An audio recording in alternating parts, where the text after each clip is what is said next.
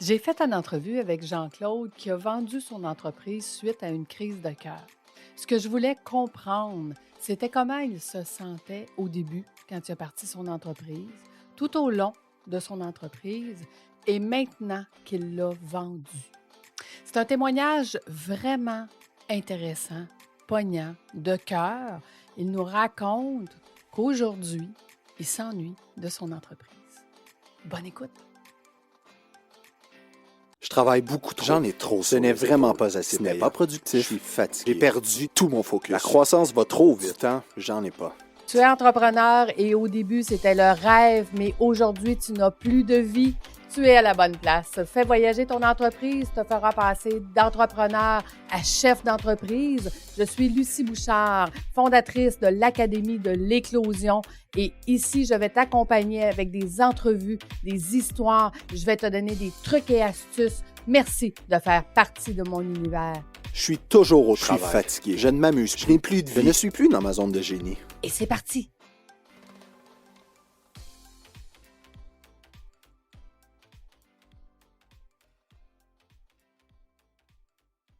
Dis-moi, Jean-Claude, si on parlait de toi quand tu as commencé comme entrepreneur, comment c'est arrivé dans ta vie, l'entrepreneuriat? Alors, comment c'est arrivé? C'est arrivé aux alentours de 27-28 ans, où je travaillais dans une grosse entreprise et je sentais que l'épanouissement était bloqué, ainsi que l'évolution. Parce que dans les grosses entreprises, il y a tellement de monde qui frappe à la porte chaque fois qu'un poste plus élevé se dégage. Donc c'est extrêmement difficile. Et puis j'avais toujours eu l'ambition d'entreprendre, de travailler pour moi, de faire quelque chose qui se voit et qui me concerne personnellement. Donc c'est ce qui a fait que alors après, je me suis lancé dans une activité, mais j'aurais pu me lancer dans plein d'autres activités, parce que je voulais faire quelque chose pour moi, à mon compte, mais peu importe un peu l'activité, mais une activité que je sois capable de mener ou que je puisse connaître. Donc je connaissais bien l'aspect financier, commercial, donc je me suis dit pourquoi pas. Et je connaissais bien l'aspect technique, donc j'avais aussi réfléchi à l'époque à plutôt le côté industriel ou technique. Je m'étais même intéressé à une petite entreprise de confection textile qui allait où le patron prenait sa retraite. Et puis finalement, ça ne s'est pas fait. C'était quand même une époque où en plus ce secteur en France et dans toute l'Europe était extrêmement sinistré. Donc, je me suis plutôt dirigé vers l'immobilier qui avait un côté financier, commercial qui me plaisait assez. Donc, c'est ce qui m'a mené là-dedans. Mais avant de tout, parce que j'avais une volonté d'avoir mon entreprise, de m'épanouir personnellement. Puis si je te demande, Jean-Claude, avant que tu partes ton entreprise, là, la façon que tu imaginais, toi, ce que tu allais faire, Oui. c'était quoi à ce moment-là que tu imaginais tes tâches de tous les jours? C'est quoi tu imaginais en partant ton entreprise que tu allais faire? Déjà ça c'est par chance, c'est exactement comme je l'avais imaginé. Peut-être un peu plus dur encore qu'on l'imagine, même si on sait que ça va être dur parce que c'est un parcours de guerrier, hein, Oui. créer ou diriger une entreprise, c'est difficile. On change de rythme de vie, on dort moins, on se soucie beaucoup plus. Donc, mais pour le reste, c'est vrai que ça ressemblait assez. Bon, quand on imagine, on voit le côté idyllique, le beau côté qu'on imagine. On se dit: «Tiens, je vais peut-être mieux gagner ma vie». Alors c'est vrai qu'à terme, ça m'a permis d'un petit peu mieux gagner ma vie, mais ça ressemblait assez quand même à ce que j'imaginais. Mais sauf la difficulté, parce Oui. qu'effectivement, c'est souvent difficile et puis on est très seul quand même si on est entouré, même si on a du personnel, C'est un parcours extrêmement solitaire de diriger une entreprise. Tout à fait. Et quand tu dis: «Ça a été, beaucoup plus difficile», qu'est-ce que tu as trouvé de beaucoup plus difficile de ce que tu avais imaginé? Alors, ce qui est difficile, c'est souvent le parcours financier parce qu'une entreprise, bah, ça peut avoir des hauts, des bas. Il y a des crises économiques, qui peuvent se produire. C'est ce qui m'est arrivé, quand j'ai créé en 1990, pleine guerre du Golfe.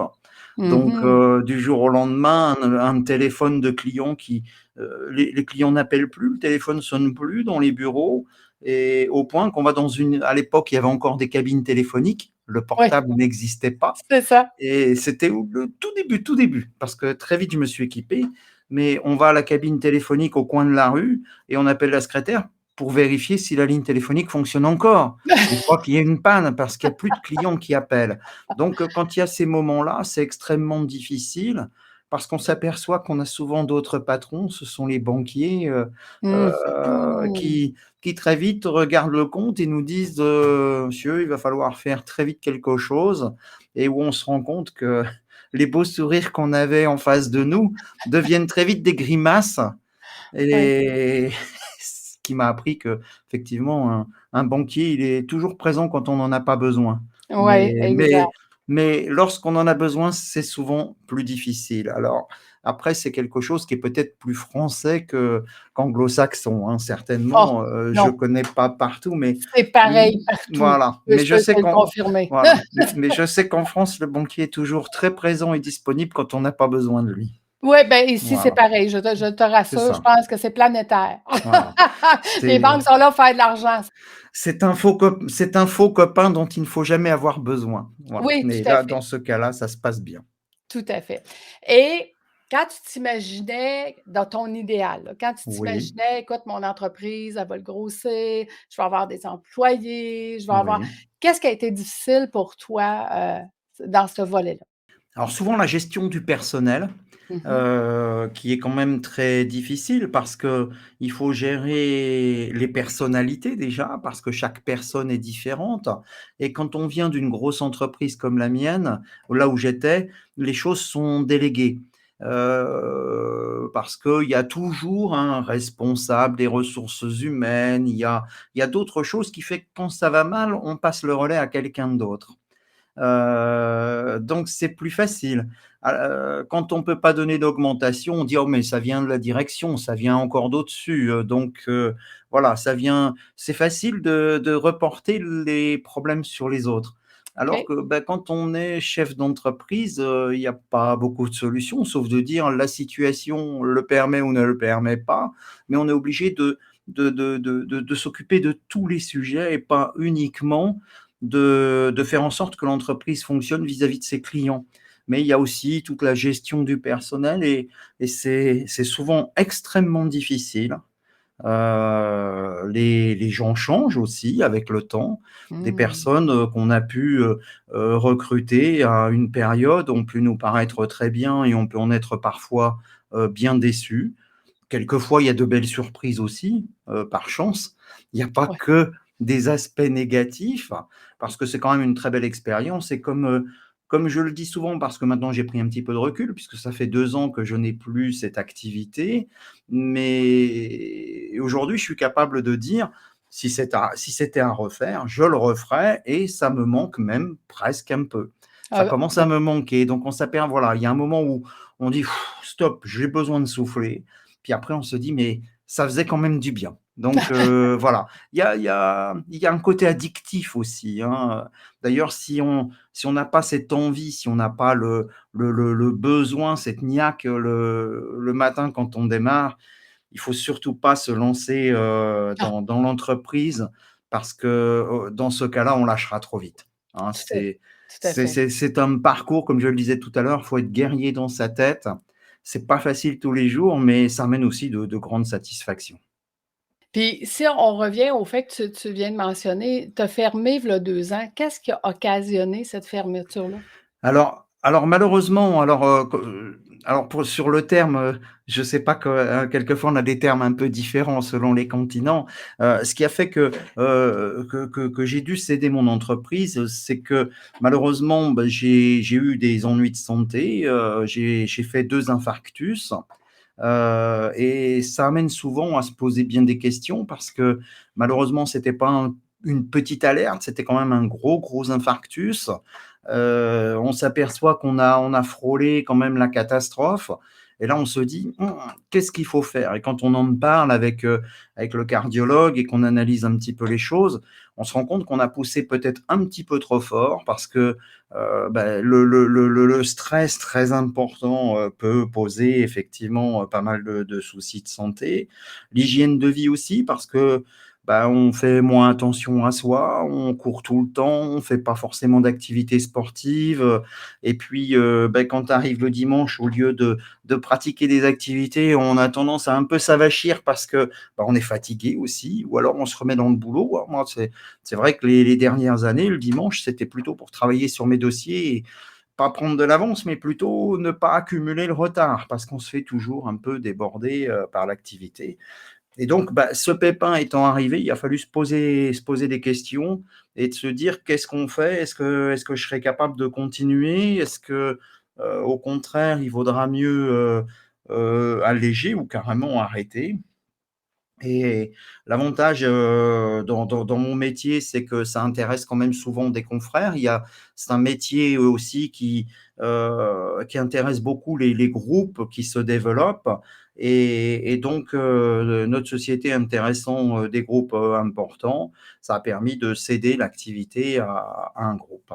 Donc mais il a fallu effectivement à un moment, se dire: est-ce que je peux m'appuyer uniquement sur le personnel qu'on va avoir ou est-ce que je dois maintenir ma présence et mon activité dans l'entreprise? Et quand on se dit: «Oui, je dois maintenir ma présence», est-ce que physiquement, au niveau de ma santé, je peux le faire ou est-ce que je prends pas des risques inconsidérés? Et à ce moment-là, je me suis dit: «Stop». J'ai peut-être pas forcément pris la bonne décision, mais c'est la décision du moment où j'ai dit: «Stop».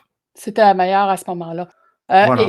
Et si à ce moment-là, Jean-Claude, je t'aurais dit: «Écoute, il y a une troisième option, que je peux t'apprendre à travailler sur ton entreprise».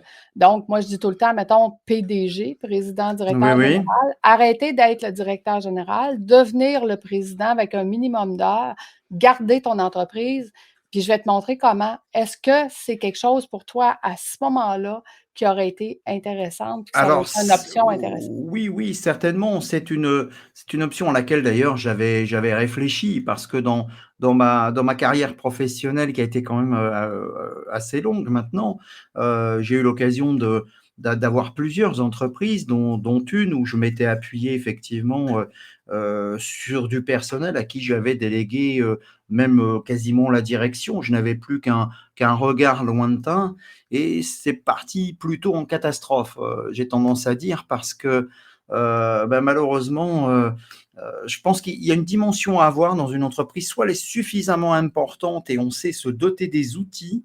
Ça, c'est peut-être la chose que j'ai pas su faire, se doter des outils de contrôle et de vérification que tout va bien, et à ce moment-là, peut-être pouvoir déléguer. Encore faut-il que l'entreprise économiquement soit capable de le supporter. Mais c'est certainement effectivement aussi une solution qui permet malgré tout d'avoir de la présence, mais en se délestant de certaines actions qui peuvent, certainement être faites, par d'autres. OK. Donc si j'entends bien, pour Oui. toi, ton entreprise était pas suffisamment importante pour que tu puisses arriver là?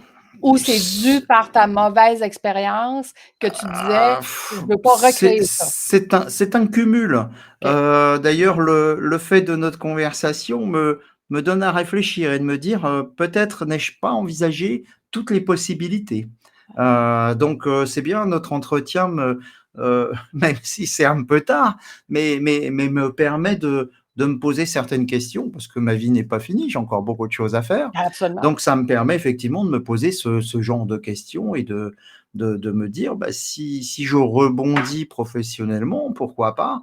Est-ce qu'il ne sera pas intéressant de se doter tout de suite de ce genre d'outils afin de ne pas reproduire ce qui, ce qui n'a pas été positif, hein. Autant garder le positif et éviter ce qui a été négatif et qui a mené à des décisions plus difficiles. OK, excellent. Puis si justement je te posais la question, dans un monde idéal, on a les Oui. outils, on a les connaissances, on peut travailler de 5 à 10 heures par mois sur une entreprise, sur quelque chose où est-ce qu'on dit: «Hey, on emmène de la valeur, on aide cette entreprise-là à grandir, à grossir». Dans ce monde idéal-là, qu'est-ce que tu ferais, Jean-Claude? La question, j'avoue que je me l'étais pas posée, donc je suis un peu pris de court. Qu'est-ce que je ferais? Du temps qui me resterait, autre que ce temps de travail ou Ben, je veux dire, heu? quel genre d'entreprise tu aimerais aider? De quelle façon tu aimerais les aider? Est-ce que tu aimerais amener ce côté-là, mentorat, de mentorer les jeunes entreprises pour les aider à éviter les faux pas? Ah oui, oui, oui, oui, bien sûr, bien sûr. C'est vrai que ce serait effectivement très intéressant de faire partager son expérience, à d'autres et puis, de pouvoir concourir effectivement à alléger la tâche, de certains, oui, bien sûr. Mmh. Puis est-ce que tu le ferais dans le même domaine que tu as été ou tu te verrais Mmh, plus large? peu importe le domaine parce que j'ai cette chance d'avoir des connaissances, que tant économiques que techniques, donc ça me permet d'avoir un domaine assez large. Même si j'imagine que j'ai beaucoup de lacunes, malgré tout, mais ça peut me permettre d'avoir un environnement large dans ce cas. Excellent, cool, super et supposons que on fait des suppositions, mais supposons que demain matin, l'entreprise que tu as vendue, tu sais, il y en a beaucoup qui se vont dire: «Bon, ben, je vais devenir consultant, puis je vais vous Oui, aider oui. à la performer plus grande», mais en allant chercher, exemple, plus d'outils. Qu'est-ce que ça ferait dans ta vie si tu arrivais jusque-là? Ah, je préférerais tant qu'à faire Ouais, une autre OK, entreprise que, voilà, j'aime pas marcher de nouveau dans mes traces, précédentes. Tant OK, qu'à faire, plutôt le faire dans des traces inconnues que dans ouais, des traces, déjà connues. excellent. Ça manquerait de piment et peut-être que le challenge serait, en apparence trop facile, mais certainement beaucoup trop compliqué. Revenir Ouais, dans les choses trop existantes. Ça peut être dans le même univers, OK. mais si possible, plutôt une autre. Je comprends. Et si tu pouvais te parler à toi, si tu pouvais retourner dans le passé, au moment où est-ce que tu as commencé ton entreprise, qu'est-ce que tu te dirais? Heu, f certainement heu, faire plus pour développer plus et avoir une entreprise plus importante, qui aurait peut-être permis d'ailleurs d'avoir certains outils pour délester, mais je suis pas sûr que pour autant j'aurais délesté. Parce qu'il faudrait y revenir avec toutes les connaissances qu'on a aujourd'hui et même dans ces cas-là, je suis pas sûr qu'on les appliquerait. Donc mais je dirais, je ferais tout pour que ce soit plus important et faire plus. OK. Qu'est-ce que tu sais, si on prend l'entrepreneur, puis son côté privé, qu'est-ce que Oui. ça le fait dans ta vie d'être entrepreneur, dans ta vie familiale? C'est un épanouissement parce que quelque part, c'est une fierté pour soi-même de dire: «Bah, voilà, j'ai mon entreprise, je gère mon entreprise, je suis pas le salarié de X ou Y, société» et même pour l'entourage, je pense que pour eux, j'ai jamais eu l'occasion d'en me parler, ni à mes enfants, mais je pense que c'était malgré tout pour eux aussi une certaine fierté. Donc Mmh. on en tire une fierté. Et un épanouissement, c'est ce que je dis. Il y a malgré tout, toute cette satisfaction. Oui, tout à fait. Hem, OK. Je j'essaie de voir parce que j'ai plein de questions dans ma tête. J'essaie de les démêler. Hem, en fait, si je te disais une chose, juste une chose qui a été extrêmement difficile pour toi, c'était quoi? Le manque de reconnaissance parfois de certains clients, à qui on a énormément donné et, et qui ne, et, pour, et desquels on n'a pas eu du tout la reconnaissance, voire le poignard dans le dos. Mmh. Mais c'est peut-être, une fragilité que j'ai toujours eue sur la nature humaine. Il faut être blindé aussi quand on est chef d'entreprise et ne pas s'apitoyer sur la nature humaine. Ouais, Et malheureusement, ça ouais. c'est une corde qui a jamais eu à mon arc. J'ai un aspect peut-être un petit peu trop sentimental qui fait que je m'attache un peu trop à la nature humaine, ce qui fait que ça m'atteint beaucoup plus lorsque, ça ne se passe pas comme je l'aurais aimé. Mais à l'inverse, Jean-Claude, j'ai le goût de te demander, tu as sûrement eu beaucoup de clients qui t'ont acheté à cause de tes valeurs humaines? Oui, oui, oui, aussi. Il y a le côté positif, hein, c'est ce qui fait d'ailleurs que je ne regrette absolument rien parce qu'il y a tout cet aspect positif qui est extrêmement important. Si on l'avait pas d'ailleurs, je ne sais pas si on arriverait à durer, personnellement et tous les jours à se remettre, en route. Mais quelquefois effectivement, il y a des déceptions qui sont difficiles à accepter, mais ça arrive, voilà. Il faut faire avec. Mmh. Mais il faut surtout aussi, quand on veut diriger une entreprise, éliminer ce petit côté, bisounours qu'on peut avoir, au fond de soi, où on croit que tout est beau, tout est gentil et que voilà, le monde est difficile, la nature humaine est difficile et il faut savoir se protéger, heu, faut se prémunir effectivement, à l'avance des écueils qu'on peut ressentir avec cela. Est-ce que tu dirais que c'est ça que tu as appris qui était le plus qui était le plus dur? Oui, je pense, oui, certainement.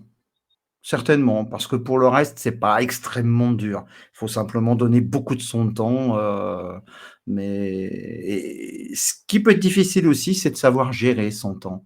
C'est vrai que j'avais tendance un petit peu à l'oublier, être capable de dire, «Voilà, stop, aujourd'hui, j'en ai assez fait.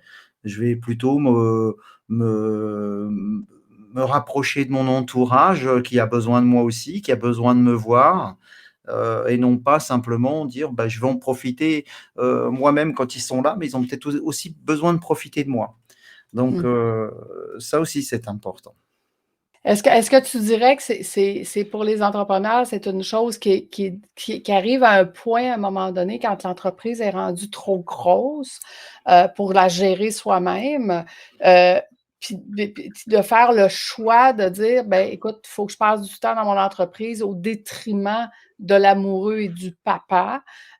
Est-ce que ça a toujours été pour toi une dualité qui t'a affecté, en fait?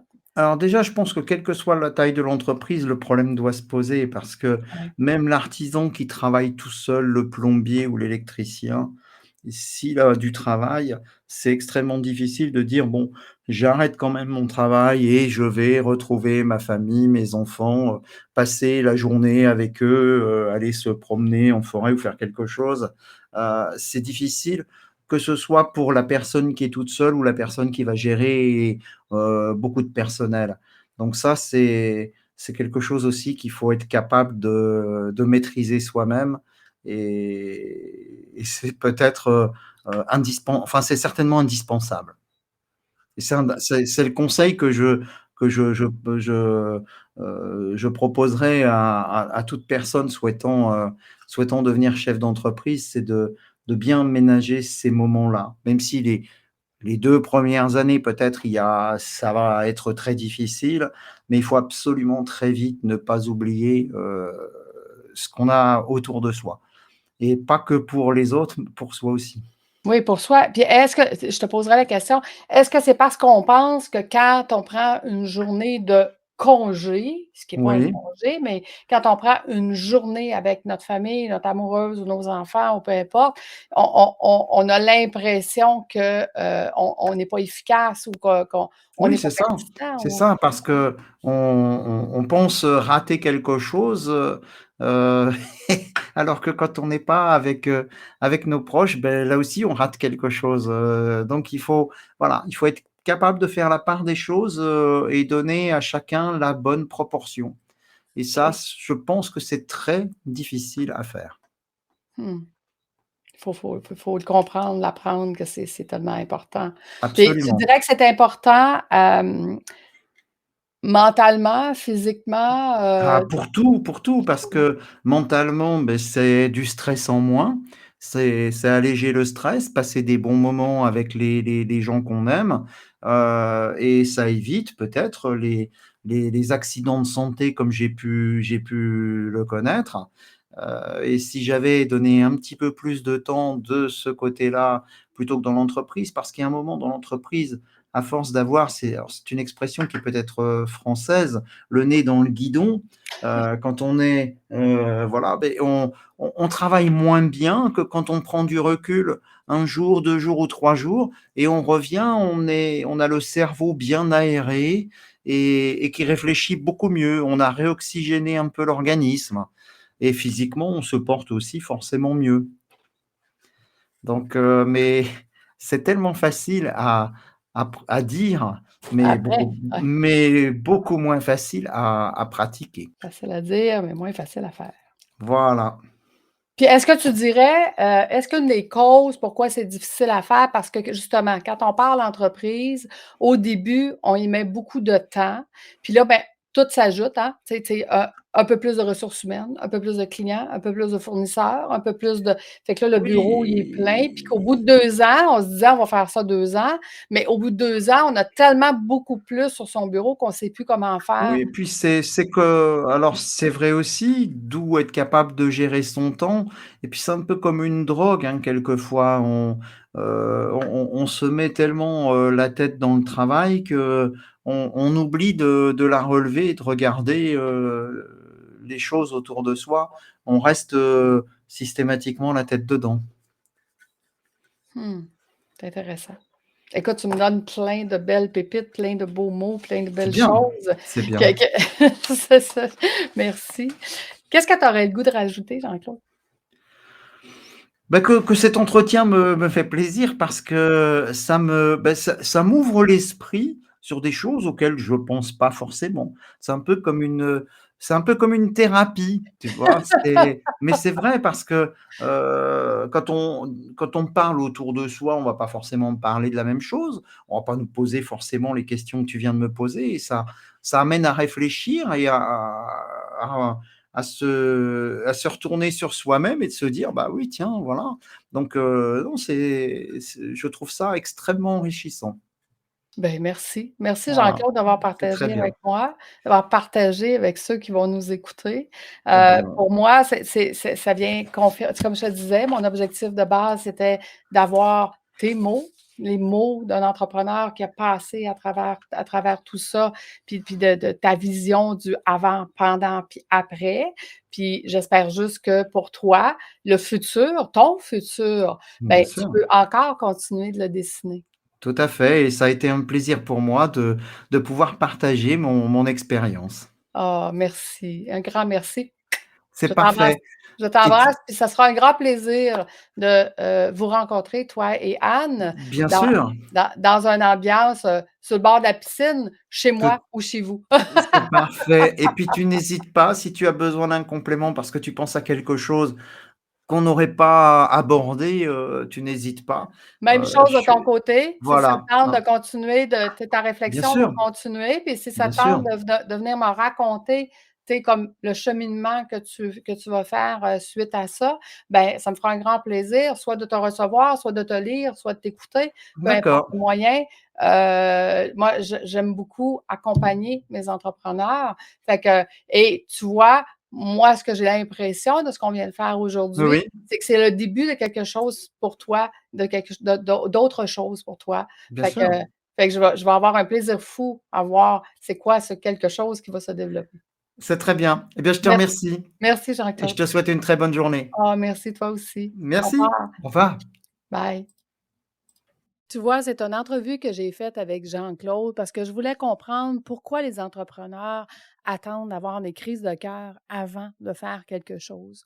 Et ce que j'ai compris avec Jean-Claude, c'est que les entrepreneurs ne savent pas qu'ils peuvent faire autrement et qu'il existe d'autres solutions. Donc, sache-le maintenant que si jamais toi aussi, tu as dépassé le temps limite que tu t'étais mis. Si tu t'étais dit qu'entre 2 et 5 ans, tu allais mettre l'épaule à la roue parce que tu pars ton entreprise et par la suite, tu allais changer les choses et que tu as dépassé ce délai, il est temps pour toi aussi de changer ta vie. Donc voilà, merci à Anne et Jean-Claude d'avoir bien voulu me partager son histoire. Et nous, on se donne rendez-vous la semaine prochaine. À bientôt tout le monde. Au revoir.